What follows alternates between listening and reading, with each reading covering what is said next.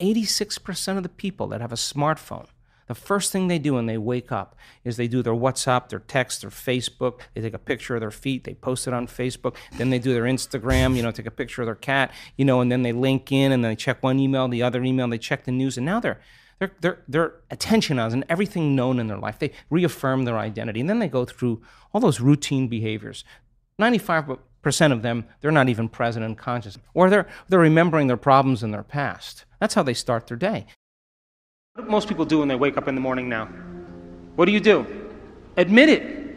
You go to your cell phone and you go, oh my gosh, Monica's eating carbohydrates again. Oh, look, my boyfriend from high school Facebooked me. Ooh. Oh, look, there's a war in Syria. Everybody goes to their device to plug them in. But what if you woke up in the morning and you said this? What is the greatest expression of myself that I can present to the world today? What if you said, I'm not going to be guilty anymore. I'm done. I'm not going to be unworthy. Those are the emotions, behaviors, and thoughts that are connected to the old self. Do you know that if you woke up in the morning and then you said, who do I want to be when I open my eyes? What thoughts do I want to think? What thoughts do I want to fire and wire in my brain? Let me plan my behaviors today. I'm going to leave my sadness and pain behind, and I'm going to open my heart, and I'm going to feel gratitude. I'm going to feel joy. I'm going to feel inspiration. Your job is to maintain that modified state of mind and body your entire day. And if you're able to maintain that modified state of mind and body every single day, get ready. Because something unusual is going to happen in your life. It's the law. You are going to run into a new opportunity because you're in a new state of being. And that's what we teach people. To rehearse the future. And to take the brain out of the past and put it in the future. Take the body out of the past and put it in the future. But if you get up every single day feeling the same way, and you wake up and you go, oh my God, who's that? Oh, God. Wait, let me remember my problems. Ugh. You just return back to the old self. So the act of planning your behaviors, the research shows that as you begin to plan what you're going to do and how you're going to do it, you begin to change your brain to look like the event has already occurred. And you begin to prime your brain into the future and out of the past. And if you can create the emotion, you are more prone to get your behaviors to match your intentions, your actions equal to your thoughts, and your mind and body working together, and you will begin to arrive at a new destiny. We've seen it over and over and over again. What is the simple definition of quantum? Quantum physics says that your mind and matter are so intimately connected that it's impossible to separate the two. That matter has a mind, and mind is in matter. And you can't pull them apart. And so in quantum physics, it's amazing because when they started studying the very tiny particles in atoms, like electrons and photons, they expected that those particles would behave like planets rotating around the sun. Predictably, but they don't. They respond to mind. And so now, all of a sudden, the quantum physicist comes along to measure the electron. And the electron goes from a wave of possibility, and all that energy collapses into a particle, and it's called collapsing the wave function. They turn their back and no longer look and observe the electron, and it turns back into energy. So mind is affecting matter.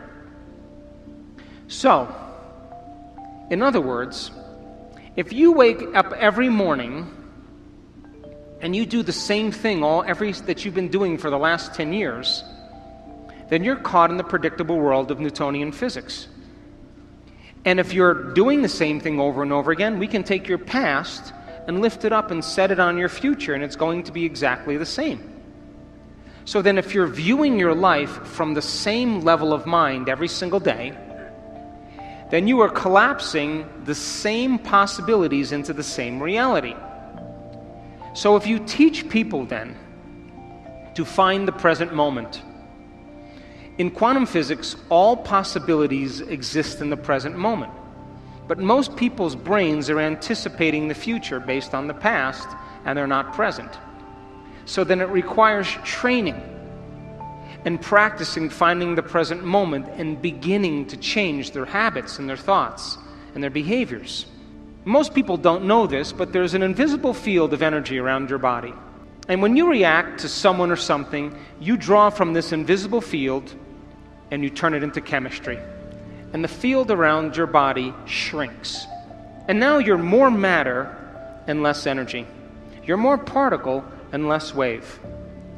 And most people then, when you are matter trying to change matter, you always try to force the outcome.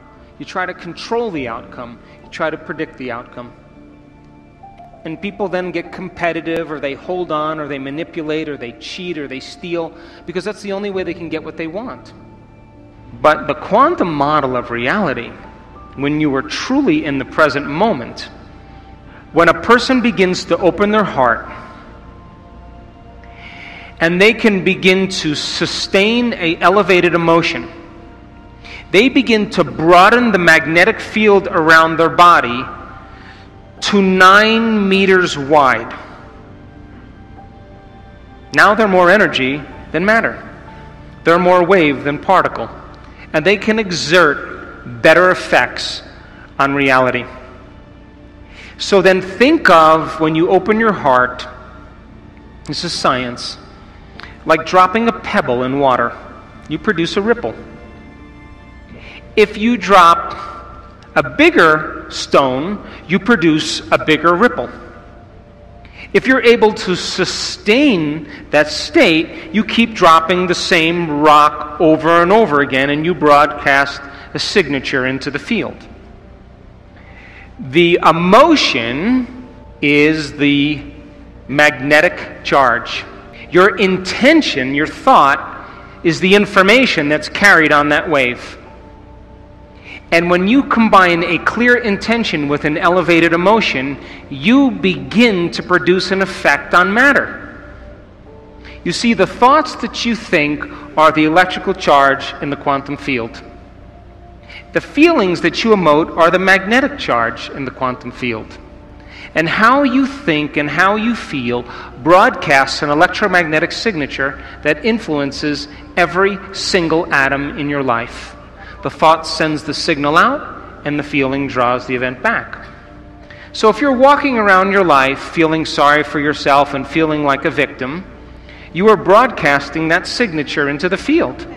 And you will create more experiences to suffer. Because we are not punished for our sins. We are punished by our sins. And sin is an attitude. And sin is how you think and how you feel. So then when you cause people to give up their guilt and their shame and their unworthiness and teach them how to open their heart and create coherent waves in their brain and in their heart, they are going to produce the miraculous. It takes training. And it takes practice.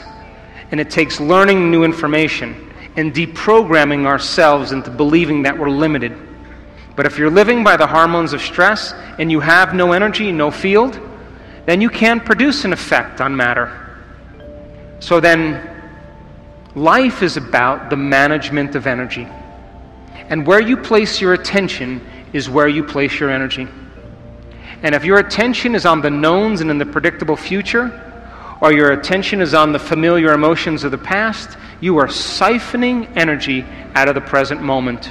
And you have no energy to create with. And when you're able to do this and practice it really well, you will begin to do what's innately your birthright, and that is to create an unknown or wonderful experience in your life. So it just takes practice in order to do it.